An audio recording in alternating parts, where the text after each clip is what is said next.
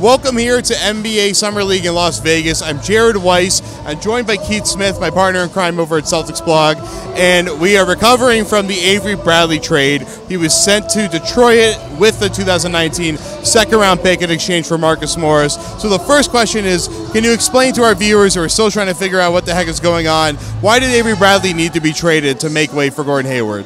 Yeah, so the problem with the Celtics, they agreed to a max contract with Gordon Hayward. But the challenge is that they didn't have max money to actually give Hayward.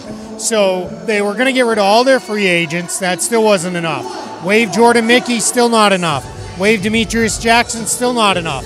Had to do something. So somebody had to go out of Avery Bradley, Marcus Smart, and Jay Crowder.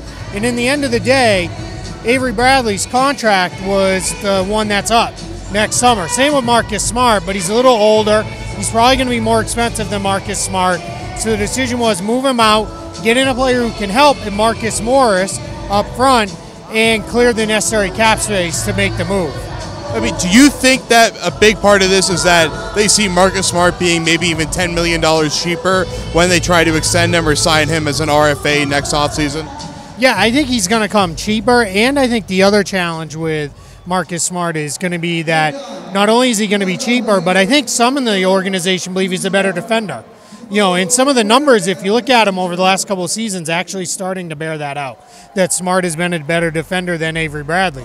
Now, the drop-off from offense to defense, or from offense between the two, rather, is a pretty big drop-off. So we'll see where that ultimately goes. But I think that was the decision. Smartkin's a little cheaper. He's still controlled because they have restricted free agent rights. So if the bidding gets crazy, they can just step out and walk away without having to go all the way there on it. We've seen a very interested restricted free agent market. Otto Porter got maxed out.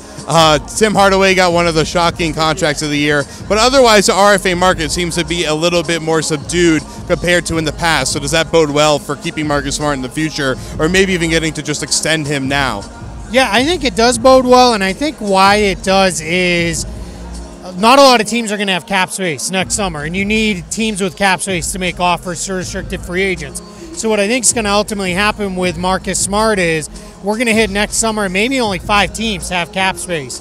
Now, in the NBA, the saying is it only takes one, and I'll leave out the next word so you don't have to edit it out later, but it only takes one to do it and push a big offer, which is what we've seen the Brooklyn Nets do now a handful of times.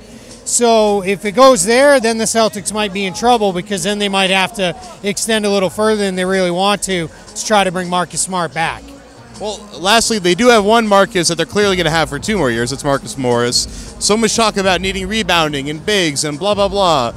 He's not a rebounder, although that could be just statistical noise because he played next to Andre Drummond, who sucks up all the rebounds. But either way, he's a guy that is versatile, and that's what they want. And I know there's actually a piece on Celtics Blog written by Alex Kungu, I believe, about do they have too much versatility? Well, they get Marcus Morris, and they get another guy that can play the 3, can play the 4. They can use him in all sorts of situations. Do you think that obviously going from Avery Bradley to Marcus Morris is not it's relatively a downgrade, but does their system continue to grow now that they have Hayward, and so keeping Crowder there and bringing in Morris? Yeah, I think this actually gives a little bit better balance to the offense because Hayward, his best position is probably at the 2. You know, he's can play the 2 or the 3, or as Brad calls them, wings and swings, right? So he can do either one of those things. But I think what will ultimately happen and help is that now Morris can step in. He can play that second big spot. Crowder can do that in spots, probably more as part of closing lineups, but Morris can do it all the time. So I think my thought is today, and it just happened, so we got to look into it a lot more, but I think we're going to see Isaiah Thomas, Gordon Hayward, Jay Crowder, Marcus Morris, and Al Horford be the starting 5. Morris he's not your prototypical power forward, major big-time rebounder, which I think some people are disappointed they didn't come away with, but I think he will help in that respect, and he's a good ball mover. He's a fairly good shooter.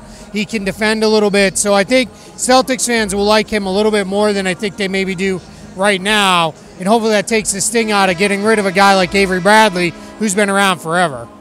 All right, well, that'll do it for us here. This is the Garden Report. We'll be back with more of these videos throughout the weekend here at NBA Summer League. The Celtics haven't even played yet, so we'll have plenty more coming. Go to the CLNS Media YouTube channel to find us there. You can find Keith writing everywhere. You can find him at Keith Smith NBA. You can find me on Twitter at Jared Weiss NBA. This one was brought to you by ZipRecruiter. It is the best way to hire people. Post your job to hundreds of job boards on the internet. Go to ZipRecruiter.com/sportsfans. We'll see you next time here from NBA Las Vegas Summer League on the Garden Report on CLNS Media Network and Celtics Blog.